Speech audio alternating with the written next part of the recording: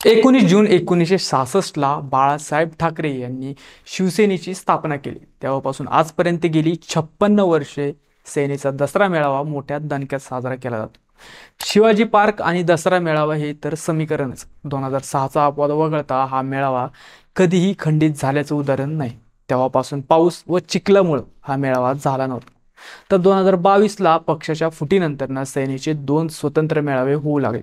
उद्धव ठाकरे यांनी शिवसेनेचा मेळावा परंपरेप्रमाणे यंदाही शिवाजी पार्कवर झाला. शिंदेंनी मात्र ठिकाण बदललं. पाऊस चिखल असूनही ठाकरेंच्या मेळाव्याला उत्स्फूर्त गर्दी दिसली.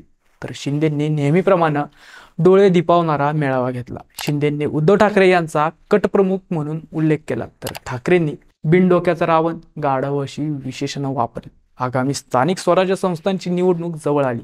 त्याचं चित्र अजूनही स्पष्ट झालं नाही, पण या मेळाव्यातून नेमकं हे चित्र कसं राहणार याचा अंदाज घेता आला. आगामी निवडणूक, दसरा मेळावा आणि पुढचं गणित याचा आढावा घेऊया आजच्या भागातून. नमस्कार, मी श्री धुमाळ, आपण बघताय बोलबिंदास. खरं तर ठाकरे सेनेनं दसरा मेळावा घेऊ नये असा आग्रह भाजप नेत्यांचा होता. मेळावा घेण्याऐवजी उद्धव ठाकरे यांनी पूरग्रस्तांना मदत करावी अशी अपेक्षा मंत्री गिरीश महाजन, पक्षप्रवक्ते केशव उपाध्याय यांच्यासारख्या नेत्यांनी व्यक्त केली होती. एकनाथ शिंदे, पंकजा मुंडे किंवा राष्ट्रीय स्वयंसेवक संघाला मात्र असा कोणताही सल्ला भाजपकडून देण्यात आला नव्हता. भाजप आजही ठाकरे यांचा दसरा मेळावा किती गांभीर्याने घेतं हेच यावरून दिसतं. या पार्श्वभूमीवर उद्धव ठाकरे यांच्या सेनेनं पाऊस चिखल पाण्याच्या अडचणीतही आपल्या प्रथेनुसार शिवाजी पार्कच्या मैदानावर मेळावा घेऊन दाखवला. या मेळाव्यात ठाकरे यांनी भाजपबरोबरच संघावरही निशाणा साधला. तसेच मुख्यमंत्री पदाच्या यादीत देवेंद्र फडणवीस 10व्या क्रमांकावर घसरल्याकडेही लक्ष वेधलं. खरं तर सर्वांचं लक्ष होतं ते मुंबई महानगरपालिका युतीवर ठाकरे काय बोलणार याकडे. अपेक्षेप्रमाणे ठाकरे यावर बोलले.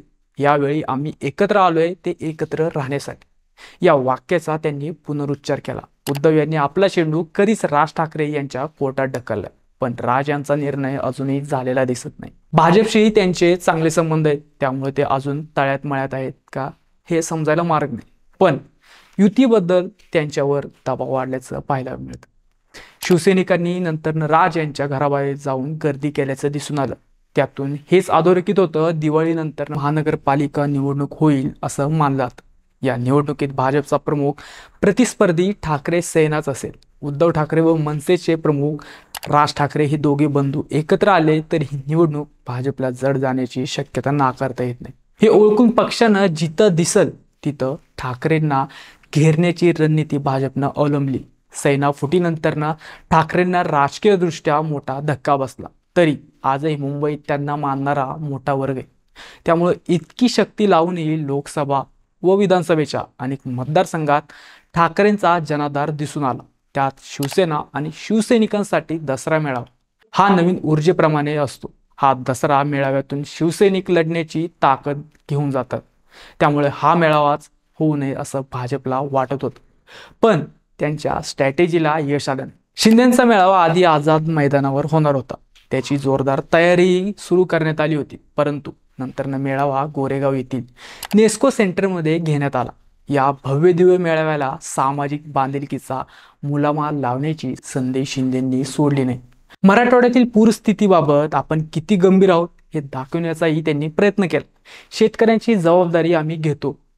अतिवृष्टीग्रस्त शेतकऱ्यांच्या मुलींची लग्न ठरली असती तर ती आम्ही लावून देऊ अशा घोषणाही त्यांनी केल्या.